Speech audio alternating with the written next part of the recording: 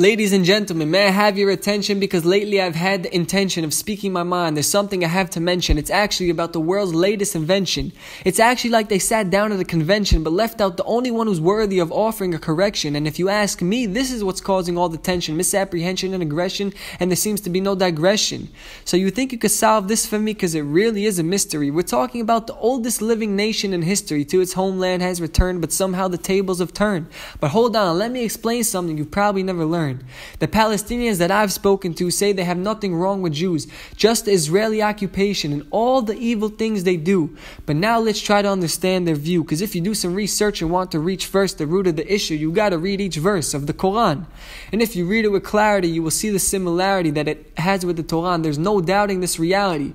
You will sit there simply mesmerized at how much is literally plagiarized. But what Muhammad didn't know is that the Jewish nation never dies. So in order to base his religion, he had to nullify Judaism to save himself from all the people who wanted to kill him. They made fun of him for preaching Asatir el-Awalin, שבעברית זה מתרגם לסיפורים של הקדמונים. Meaning that they know he copied and pasted, added, changed it, and erased it, but the original owners can't stand against him. He had a theory to base it. Because he saw our situation in the Galut. 600 years is valid proof. Sha'atorah batla, now Islam is the truth. But what happens when the state of Israel is founded and the Muslims sit there dumbfounded? Because all of a sudden Yerushalayim and Har HaBayit are getting crowded. So the real war that's happening is called passive aggression, because they say that the Jewish people have no right and no connection to this land and to this place. This is incitement's ugliest face, because every Palestinian on this his education is based that there was nothing Jewish or Israeli here prior to 48. It's just a Zionistic plot to take over the world, starting from this state. Yup, look up Zionism on Wikipedia in Arabic, and that's exactly what it states. So I say this is the source of all the conflict and the hate.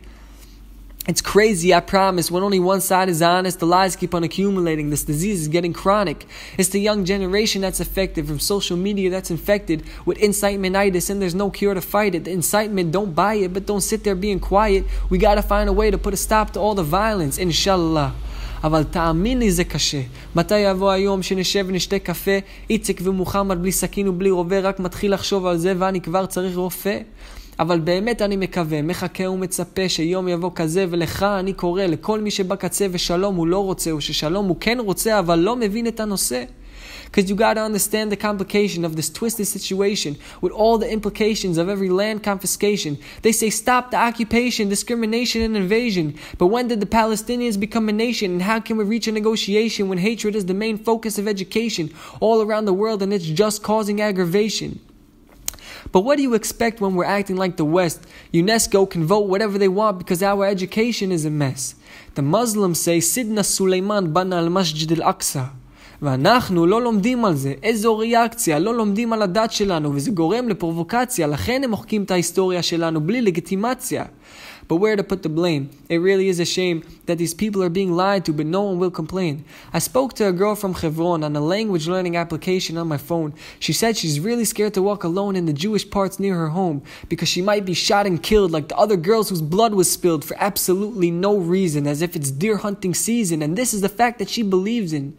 I asked her if it's someone she used to know. She said personally no. And no one she knows knew them. What? No one's ever seen them come and go, but oh, there's a video on Facebook and a man who saw it happen, so they just go with the flow. But the worst part comes next, incitement at its best. On Twitter, she saw a posting of an Israeli soldier boasting about putting 21 Palestinian children to rest. She's never heard of Elo Rosaria and that mess, his trial and arrest. So yes, I must confess, I wasn't expecting she did, if I really had to guess. But if there's a will, there's a way. That's all that I could say. We can't just sit around waiting for the problem to go away. So I've come to the conclusion that this is the only solution to stop all the hate, conflict, and murder, but it demands your inclusion. Because I think it's time that we all snap out of the illusion that we can continue living our lives as Am Yisrael in delusion and confusion. We forgot our identity, and that's why this war we are losing. It's a simple equation, scientifically proven. This whole conflict is just an analogy, like an alarm clock, waking us up to reality to really start to understand the purpose of our nationality. So we must learn and understand about the issue at hand, about ourselves and our history, of our people and our land.